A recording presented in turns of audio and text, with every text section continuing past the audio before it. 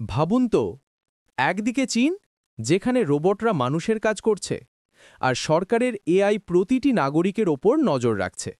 অন্যদিকে ভারত, যেখানে প্রতিদিন নতুন স্টার্টআপ জন্ম নিচ্ছে, আর কোটি কোটি মানুষ প্রযুক্তির নতুন যুগে প্রবেশ করছে। আজকার পৃথিবীতে বন্দুক নয়, চিপস আর ডেটাই আসল অস্ত্র। প্রশ্ন একটাই, এই প্রযুক্তির লড়াই কে জিতবে, ভারত না চীন? ২০ শতকের ঠান্ডা যুদ্ধ ছিল পারমাণবিক অস্ত্র নিয়ে, কিন্তু ২১ শতকের যুদ্ধটা হচ্ছে প্রযুক্তি নিয়ে, টেক কোল্ড ওয়ার। চীন চায় বিশ্বকে তার কৃত্রিম বুদ্ধিমত্তা আর নজরদারি নেটওয়ার্কে বেঁধে ফেলতে, আর ভারত চায় প্রযুক্তিকে মানুষের মুক্তির হাতিয়ার করতে। চীনের প্রযুক্তি বিপ্লব হঠাৎ আসেনি। ১৯৭৮ সালে যখন দেশটা বিদেশি বিনিয়োগ খুলে দেয়, তখন থেকেই শুরু হয়েছিল এক দীর্ঘ পরিকল্পনা। মেড ইন চায়না ২০২৫ সেই পরিকল্পনার কেন্দ্রবিন্দু। লক্ষ্য ছিল বিদেশি প্রযুক্তির ওপর নির্ভরশীলতা কমিয়ে নিজস্ব টেকনোলজি তৈরি করা।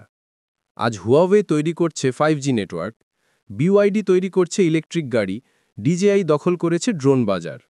চীনের সরকার এক কথায় প্রযুক্তিকে রূপান্তর করেছে অস্ত্রে। চীনের মতো সরকারের পরিকল্পনা নয়, ভারতের টেক বিপ্লব এসেছে মানুষের হাত থেকে। ইউপিআই বদলে দিয়েছে ব্যাংকিং, আধার বদলে দিয়েছে পরিচয়, আর ডিজিটাল ইন্ডিয়া বদলে দিয়েছে যোগাযোগের সংজ্ঞা। আজ ভারত বিশ্বের বৃহত্তম ডিজিটাল বাজার। আর সবচেয়ে বড় কথা, ভারত এখন নিজস্ব সেমিকন্ডাক্টর, নিজস্ব ওএস আর নিজস্ব এআই তৈরি করছে।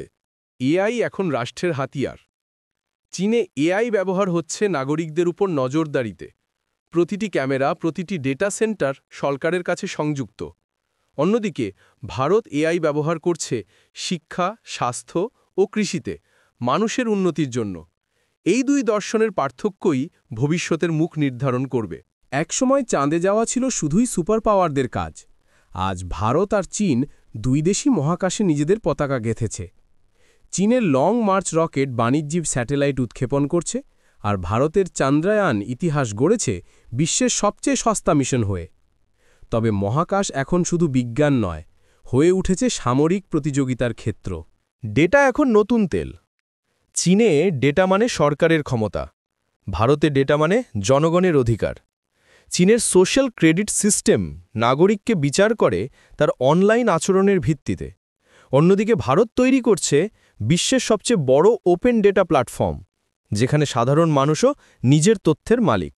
চীনের ডিজিটাল সিল্ক রোড আফ্রিকা ও লাতিন আমেরিকায় ঢুকে পড়েছে, যেখানে ভারত তার ডিজিটাল পাবলিক ইনফ্রাস্ট্রাকচার ছড়াচ্ছে দক্ষিণ পূর্ব এশিয়ায়।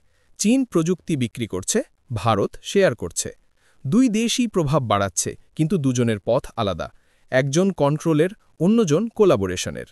শেষ পর্যন্ত প্রশ্নটা একই, কে জিতবে এই প্রযুক্তির দৌড়ে? চীনের গতি নাকি ভারতের গণতন্ত্র?